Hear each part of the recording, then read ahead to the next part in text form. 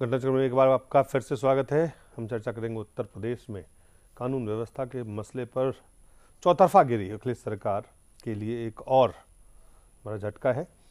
BJP के एक नेता होमवीर की मुजफ्फरनगर में हत्या की गई है और इस हत्या के बाद जाहिर है वहाँ तनाव भी है और सवाल भी उठ रहे हैं। आज प्रेस काउंसिल ऑफ इंडिया के अध्यक्ष जो है जस्टिस काजू साहब, उन्होंने कहा है कि उत्तर प्रदेश में बदायूं रेप मामले सहित दूसरे जो अपराध बढ़ रहे हैं, उन्होंने कहा कि समय आ गया है कि अखिलेश सरकार इस पे रोक लगाएं, नहीं तो प्रदेश में जंगल राज की स्थिति बन जाएगी। सबसे पहले आपको हम दिखाते हैं कि जो राजनीतिक प्रतिक्रियाएं आई हैं उसमें क्या क्या। Congress is very clear. We condemn such deaths, such killings, such lawlessness unequivocally, unconditionally, without the slightest hesitation or caveat. This is a deplorable sign of any democracy.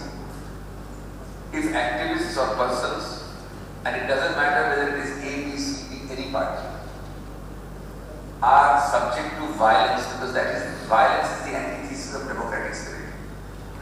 Secondly, from this podium we have repeatedly condemned the lawless situation prevailing in UP in particular, and I have no hesitation in repeating that condemnation.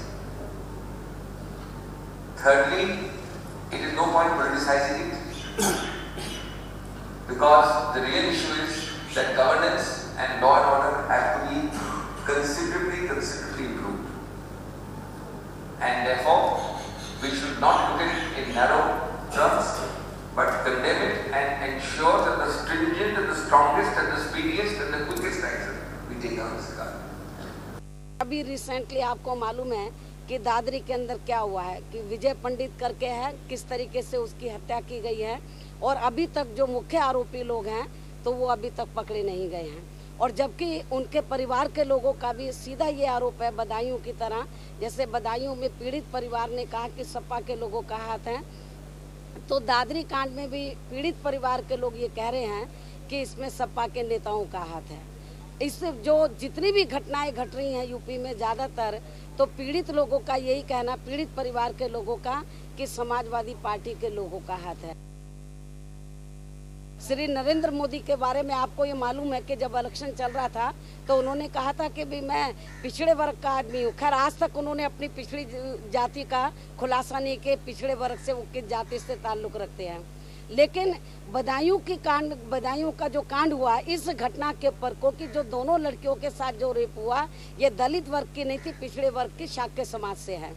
लेकिन इस देश के प्रधानमंत्री का जो अपने आप को ये दावा ठोकते थे चुनाव के दौरान में कि मैं पिछड़े वर्ग से ताल्लुक़ रखता हूँ, पिछड़ों का मैं ध्यान रखूंगा, इस कांड के ऊपर आज तक श्री नरेंद्र मोदी ने एक लफ्ज़ तक भी नहीं बोला। इस कांड का इसका विरोध नहीं किया है और इस मामले में कोई उन्होंने दिलचस्पी नहीं लिया। इससे साफ जाहिर हो गया है केवल उनका चुनावी नाटक था बैकवर्ड क्लास का वोट लेने के लिए, और जब उनके ऊपर जुल्म जाती हो रही है तो अब उसके बारे में वो साइलेंट है।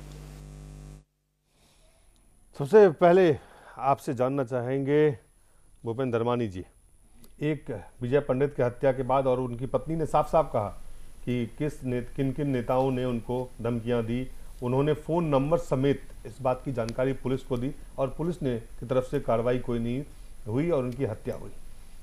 और महज एक सप्ताह भी नहीं हुए हैं और आपको एक बार फिर बीजेपी एक नेता की अध्यक्ष होमवीर सिंह की हत्या हुई है। इसको कैसे देखा जाए?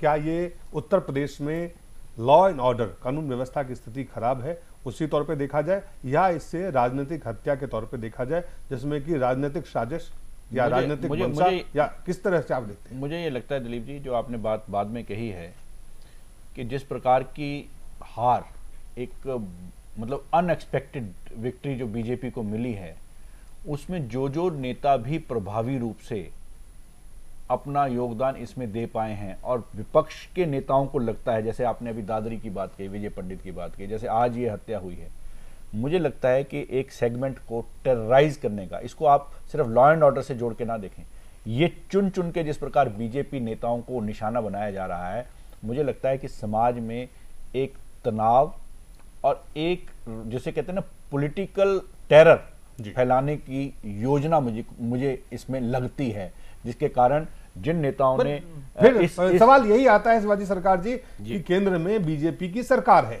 बिल्कुल है, और वो उस सरकार को कुछ करना चाहिए। 20 दिनों में 17 रेप उत्तर प्रदेश में होते हैं जी। 4 सीटों को अगर छोड़ दिया जहां पे मुलायम सिंह की पार्टी जो सीटें जीती है, बाकी जगहों पे 16 से 17 घंटे की बिजली में कटौती हो रही है। ये स्थिति है, जहां पे 4 सीटें वो जीत के आए हैं वहां बिजली बेहतर मिल रहा है। तो कहीं साफ साफ जो स्थिति दिख रही है वो क्या दिख रहा है आपको, क्या हो क्या रहा है? नहीं, उत्तर प्रदेश में देखिए सिर्फ ये नहीं कि अभी ही चीज़ें बिगड़ी हैं। उत्तर प्रदेश के जो हालात थे पहले से ही बिगड़े हुए थे, और इस दौरान जिस तरह से समाजवादी पार्टी ने अपने को एक गैंग ऑफ टेरर कह लीजिए, गैंग ऑफ गूंस कह लीजिए, जिस तरह से उन्होंने ऑर्गेनाइज किया है अपने आप को, और उसके ज़रिए सामान्य रूप से उत्तर प्रदेश में एक दहशत का माहौल रहा है। जिन 4 सीटों की आप बात कर रहे हैं जी, उस एरिया में मैं चुनाव के दौरान भी गया, चुनाव के दिन भी वहां से मेरे पास लगातार खबरें आती रहीं। उन 4 सीटों में से कम 2 और सीटें जो है वो किसी तरह से नहीं जीत सकते थे। लेकिन सवाल है कि फिर सरकार मैं उसी पे आ रहा हूं, मैं उसी पे मतलब जो रेन ऑफ टेरर जो है वो जिस तरह से उन्होंने पैदा किया हुआ है, और मुजफ्फरनगर की बात की जा रही है, मुजफ्फरनगर के उन परिवारों की बात की जा रही है। आज कई अखबारों में ये मुजफ्फरनगर की एक खबर है कि सामान्य रूप से वहां के समाजवादी के लोग जो है वो लड़कियों को उठा के ले जाते थे, बाकी परिवार जो है वो इस चीज को बर्दाश्त करते रहे क्योंकि उनके पास उसके अलावा और कोई चारा नहीं था।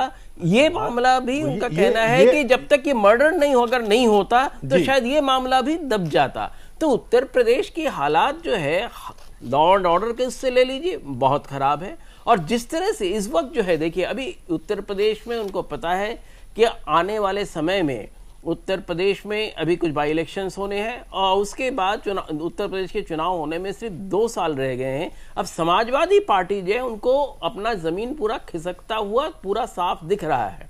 तो ऐसे हालात में अगर और अपराध बढ़ेंगे और जंगल राज की स्थिति होगी, जंगल राज की स्थिति वो इसलिए करना चाहते हैं जिससे कि जो भी उनके खास ओपोनेंट हैं जिन्होंने वहां के इलेक्शंस को ऑर्गेनाइज किया है, वो सोचते अगर हम उनको एलिमिनेट कर देंगे तो इलेक्शंस की जो मैनेजमेंट होती है वो नहीं कर पाएंगे, और उस जगह पर वो जो वैक्यूम होगा उसको समाजवादी पार्टी फिर से कैप्चर कर पाएगी।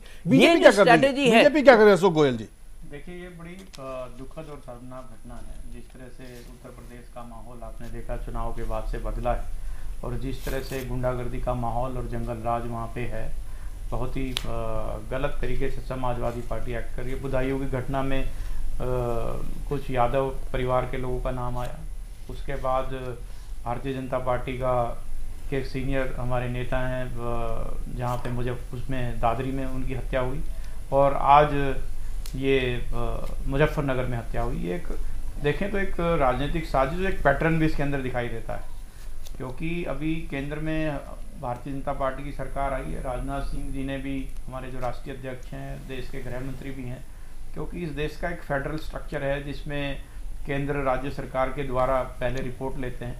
तो राजनाथ सिंह जी ने उनकी रिपोर्ट ली है अभी, और इस पर निश्चित रूप से जिस तरह से इन्होंने जंगल राज फैलाया उस पर तुरंत और निश्चित कार्रवाई होनी चाहिए, और भारतीय जनता पार्टी इसमें अगर समाजवादी पार्टी ने नहीं किया तो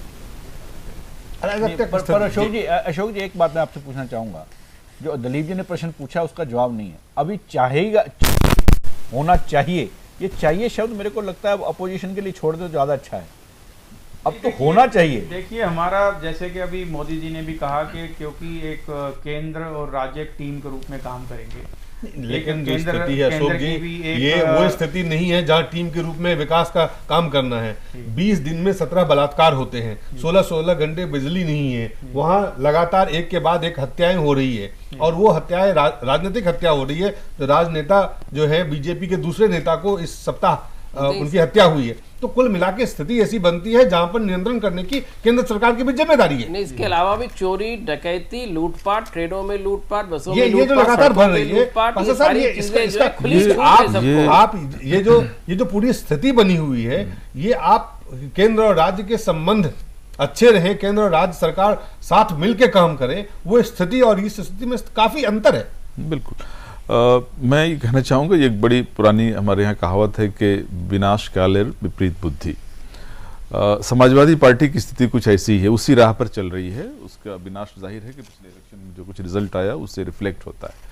मैं ये कहना चाहता हूँ कि जब से समाजवादी पार्टी आई उत्तर प्रदेश में, तब से लगातार घटनाओं का एक पूरा सिलसिला है जो चल रहा है, चाहे वो रेप केसेस हों, मर्डर केसेस हों और भी दूसरी तरह के अपराध, उनमें इजाफा हुआ है और ये बहुत चिंताजनक है। और उसी का एक खमियाजा उसको पिछले इलेक्शन में समाजवादी पार्टी को भुगतना पड़ा। लेकिन अभी वो चेत नहीं रहे हैं, अभी वो दीवार पे लिखी हुई इबारत को पढ़ नहीं पा रहे हैं। अगर इस तरह की परिस्थितियां बनी रही हैं, वो राज्य की सरकारें हैं, केंद्र की सरकारें हैं, उनको तो कानून व्यवस्था कायम करना पड़ेगा। मैं ये कह रहा हूं कि राज्य सरकार विफल है, केंद्र सरकार को हस्तक्षेप करने का स्ट्रॉन्ग मैसेज जाना चाहिए। अगर आप चाहते हैं कि वहां राष्ट्रपति शासन लगा दिया जाए तो मैं इसे अप्रूव नहीं करूंगा, क्योंकि जो फेडरल स्ट्रक्चर है उसमें उसके लिए राष्ट्रपति शासन ही, लेकिन एक स्ट्रॉन्ग मैसेज जाना चाहिए केंद्र से कि इस तरह की जो आपराधिक घटनाएं हैं, जिस तरह मर्डर हो रहे हैं, जिस तरह के, चाहे वो पॉलिटिकल मर्डर हो, नॉन पॉलिटिकल मर्डर हो, आम आदमी की हत्या हो या पॉलिटिकल लीडर्स की हत्या हो, किसी भी तरह की हत्या को बर्दाश्त नहीं। अगर आप इस तरह को देखें, आप इससे अंदाजा लगा सकते हैं, जितनी भाषणा की जाए कम है। इसमें एक चीज आपको और समझना पड़ेगा, और इससे समाजवादी पार्टी का जो बेस बचा खुचा है वो भी खत्म हो जाएगा अगर वो नहीं चेतते समय। देखिए, समाज पाशा जी जो कह रहे हैं कि उनका बेस खत्म हो जाएगा, शायद सही है, पर उनका बेस, उनको इस बात की चिंता नहीं है उनका बेस कॉन्स्टिट्यूएंसी में है या नहीं है। उनका बेस तो हर थाने में है।